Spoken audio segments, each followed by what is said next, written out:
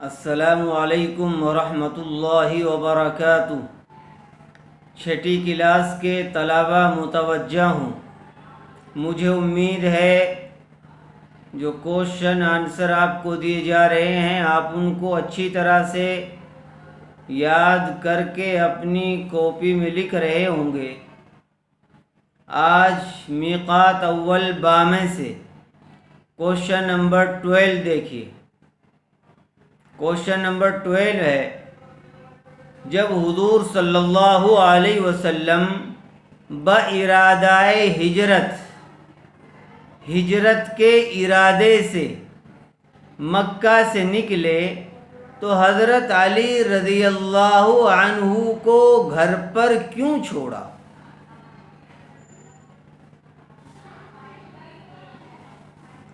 جب آپ صلی اللہ علیہ وسلم نے ہجرت کا ارادہ کیا تو حضرت علی رضی اللہ عنہ کو اپنے پاس بلایا اور فرمایا کہ مجھے ہجرت کا حکم مل چکا ہے، میں آج رات یہاں سے کوچ کر جاؤں گا، تم ان امانتوں کو لوگوں تک پہنچا کر مدینہ منورہ چلے آنا۔ دراصل جیسا کہ آپ نے کافی پڑھا سنا کہ آپ صلی اللہ علیہ وسلم کو اعلان نبوت سے پہلے بھی مکہ کے لوگ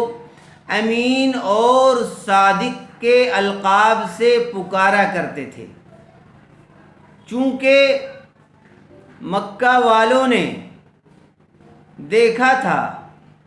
کہ اس جوان سے زیادہ کوئی شخص نہ تو ہمارے درمیان امانت دار ہے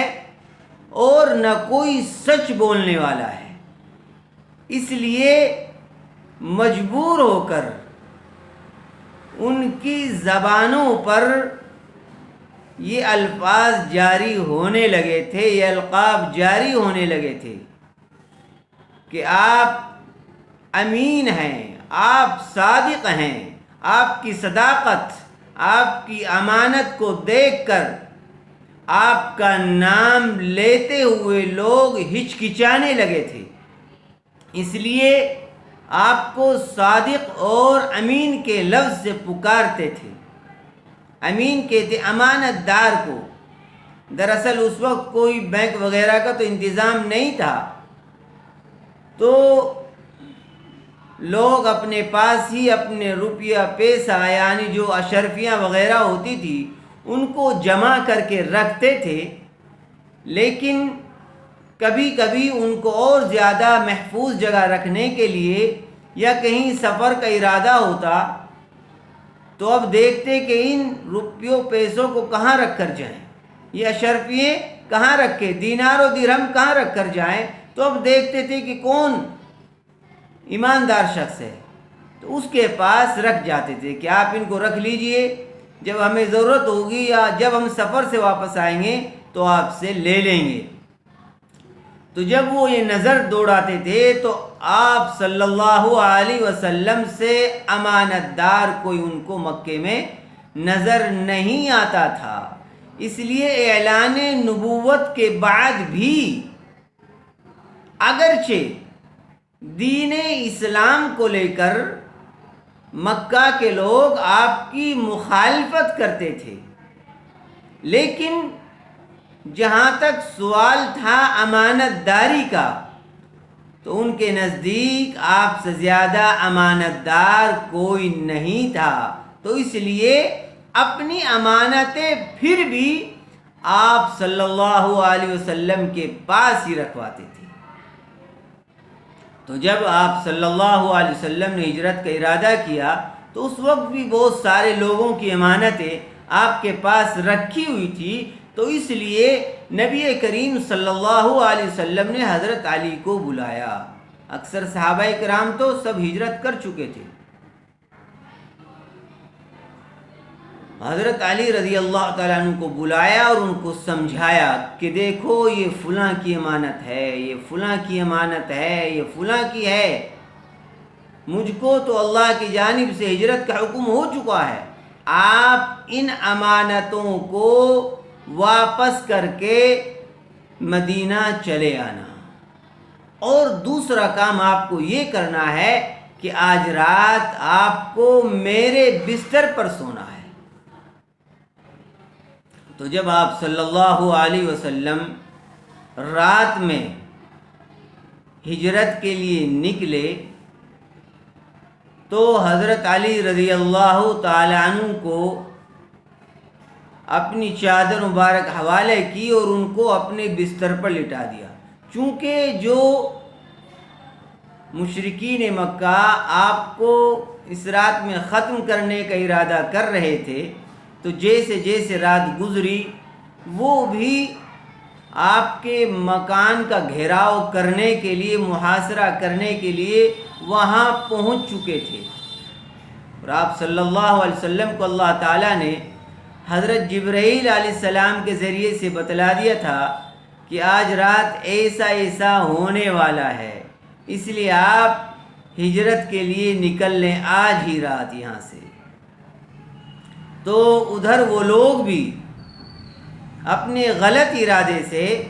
آپ صلی اللہ علیہ وسلم کے مکان کے باہر آ چکے تھے، لیکن اس کائنات کا نظام اللہ رب العزت کے قبضہ قدرت میں ہے، وہ جس کو بچانا چاہے اس کا کوئی کچھ نہیں بگاڑ سکتا ہے۔ اس لیے آپ صلی اللہ علیہ وسلم جب باہر تشریف لائے تو اللہ تعالیٰ نے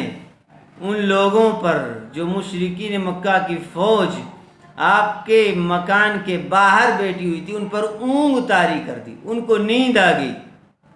وہ بیٹھے ہوئے اونگ رہے تھے۔ آپ صلی اللہ علیہ وسلم نے ایک مٹھی مٹی کی اٹھائی اور تھوڑا تھوڑا ان سب کے سروں پر ڈال کر آپ صلی اللہ علیہ وسلم روانہ ہو گئے، یہ آیت پڑھتے ہوئے سورہ یاسین کی وَجَعَلْنَا مِن بَيْنِ أَيْدِيهِمْ صَدًّا وَمِنْ خَلْفِهِمْ صَدًّا فَأَغْشَيْنَاهُمْ فَهُمْ لَا يُبْصِرُونَ، کہ ہم نے ان کے آگے دیوار بنا دی، ان کے پیچھے دیوار بنا دی، اور ہم نے انہیں ڈھانک لیا تو وہ دیکھ نہیں رہے ہیں۔ تو بہرحال آپ صلی اللہ علیہ وسلم یہ آیت تلاوت فرماتے ہوئے وہاں سے تشریف لے گئے اور حضرت علی رضی اللہ تعالی عنہ کو اپنے بستر پر لٹا دیا۔ اب جب ان کی اونگ ختم ہوئی تو ایک اجنبی شخص آ کر ان سے کہہ رہا ہے کہ یہاں کیوں بیٹھے ہو، یہاں کس مقصد سے بیٹھے ہو، جس کی تلاش ہے وہ تو نکل چکے، اور یہ تمہارے سروں پر کیا ہے؟ انہوں نے اپنے سروں کو دیکھا جو مٹی پڑی ہوئی، تو بڑی شرمندگی ہوئی، اور ادھر ایک ہیجانی کیفیت طاری ہو گئی، ان کو ایک بوکھلاہٹ ہو گئی کہ جن کے انتظار ہم یہاں بیٹھے ہیں وہ نکل چکے۔ تو اب ان میں سے ایک شخص نے دروازے کی جھرری سے اندر جھانک کر دیکھا،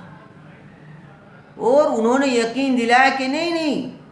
یہ آدمی تم سے جھوٹ بول رہا ہے، ابھی اللہ تعالیٰ نے اور ان کو یہیں پر رکھنا تھا کہ ابھی میرے لاڈلا محبوب نکل رہا ہے، آپ یہیں بیٹھے رہیں۔ تو انہوں نے دیکھا کہ نہیں، وہ تو اپنے بستر پر لیٹے ہوئے ہیں اندر، اور انہوں نے پھر دوسروں کو بلایا کہ آؤ دیکھو، تو پھر ان میں سے ہر ایک نے الگ الگ دروازے کی جھرری سے دیکھا کہ نہیں، وہ تو بستر پر لیٹے ہوئے ہیں۔ یہ آپ صلی اللہ علیہ وسلم کی حکمت و مصلحت تھی۔ تو اب انہوں نے کہا کہ ہمیں ادھر ادھر بھاگنے کی بجائے ان کے نکلنے کا انتظار کرنا چاہیے۔ تو رات گزرتی گئی، صبح ہو گئی۔ صبح کے وقت جب حضرت علی رضی اللہ تعالی عنہ چادر اتارتے ہوئے اٹھے تو وہ لوگ ہکے بکے رہ گئے کہ یہ کیا ہوا، یہ تو حضرت علی ہیں۔ پھر انہوں نے حضرت علی کے ساتھ کچھ بدتمیزی بھی کی، آپ سے کچھ پوچھنا چاہا، لیکن حضرت علی نے ان سے کوئی راستہ نہیں دیا، اور وہ اسی وقت آپ صلی اللہ علیہ وسلم کو پکڑنے کے لیے ادھر ادھر منتشر ہو گئے. جو راستہ مدینہ منورہ جاتا تھا اس پر چھان بین کرنے لگے، لیکن آپ صلی اللہ علیہ وسلم کو اللہ تعالیٰ نے بڑی فراست عطا فرمائی تھی، تو آپ نے جو سفر کیا تو مدینے کی مخالفت سمت میں سفر کیا، اور مکہ مکرمہ سے باہر تقریباً 5 کلومیٹر کے فاصلے پر ایک پہاڑی ہے، اس کے اوپر جا کر جو ایک غار بنی ہوئی جس کو غار سور کہا جاتا ہے، اس میں جا کر آپ نے آرام فرمایا. یہ لوگ ادھر ادھر آپ کی تلاش میں پھرتے رہے. تو بہرحال اس مقصد سے نبی کریم صلی اللہ علیہ وسلم نے حضرت علی کو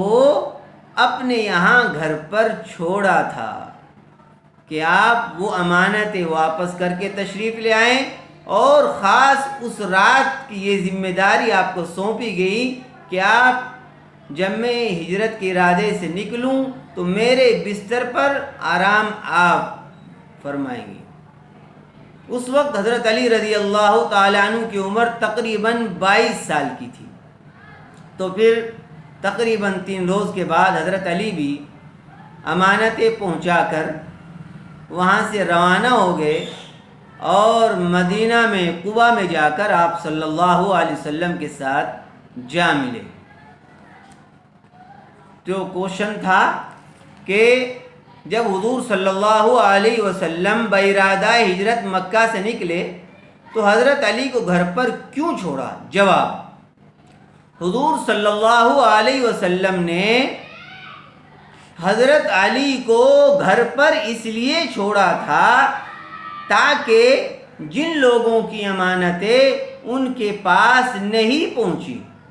حضرت علی رضی اللہ عنہ ان کو ادا کر کے آ جائیں، اس لیے